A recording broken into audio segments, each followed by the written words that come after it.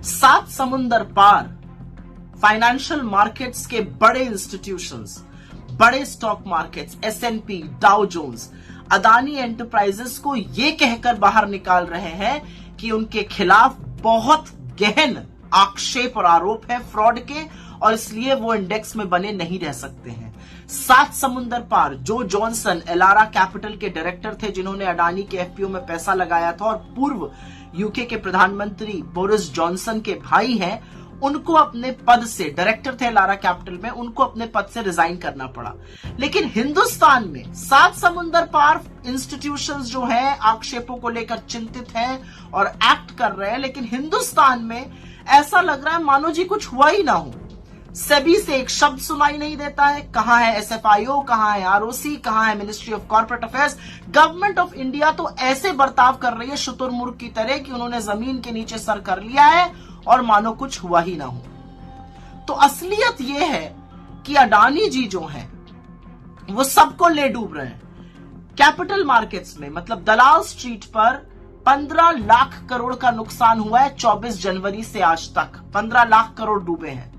10 लाख करोड़ अडानी जी के डूबे हैं, लेकिन 5 लाख करोड़ उन रिटेल इन्वेस्टर्स के डूबे हैं जिन्होंने इस विश्वास से पैसा मार्केट में लगाया था कि वो मार्केट के चलते बढ़ेगा, पर उनको भी झेलना पड़। उनका अडानी से कोई लेना देना नहीं है। वो शायद हिंदुस्तान की 4000 से ज्यादा जो लिस्टेड कंपनीज है, जो अच्छे से चलती हैं, जो साफ सुथरी हैं, जिसमें कॉर्पोरेट गवर्नेंस है, उसमें पैसा लगाया हुआ है, लेकिन भुगतना उनको भी पड़ रहा है अडानी जी के कुकर्मों को और सरकार की मिली भगत को। तो सरकार एक्ट क्यों नहीं कर रही है, ये सवाल है। क्यों सेबी कुछ नहीं कर रहा है, क्यों SFIO कुछ नहीं कर रहा है, कहां है ED, कहां है MCA, कहां है ROC, कोई शब्द नहीं है। मोदी जी ने तो आंखों पर पट्टी बांध ली, क्योंकि वो तो दोस्ती निभाने पर तुले हुए हैं। वो तो सदन में भी चर्चा नहीं होने देते, सदन को सोमवार तक के लिए स्थगित कर दिया गया है।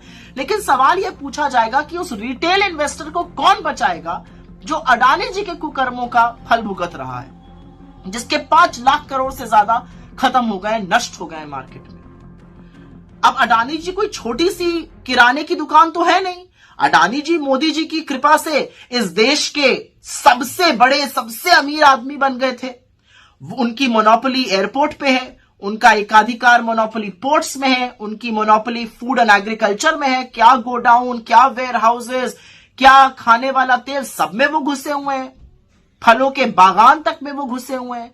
उनकी मोनोपोली रिन्यूएबल एनर्जी में है, उनकी मोनोपोली सीमेंट में है, उनके 10 लिस्टेड कंपनीज मार्केट में है, 5 और लिस्ट होने वाली थी। तो जब इतना बड़ा एक जो ग्रुप होता है और मोदी जी की कृपा से इतना बड़ा बना और इतनी जल्दी से विकसित हुआ ग्रुप है, जब डूबता है तो वो सबको ले डूबता है। ये इकोनॉमी को ध्वस्त करने की कुवत रखता है। और ये बात डाउ जोन्स, S&P जैसे लोग, सिटी ग्रुप जैसे लोग, क्रेडिट स्विस जैसे लोग पहचान रहे हैं, फिच जैसे लोग पहचान रहे हैं। लेकिन हमारी सरकार जो है वो आंख पर पट्टी बांधे हुए और मुंह पे दही जमाए हुए बैठी हुई है। तो पूछने की बात यह है कि LIC, SBI, इनसे सवाल कब पूछे जाएंगे?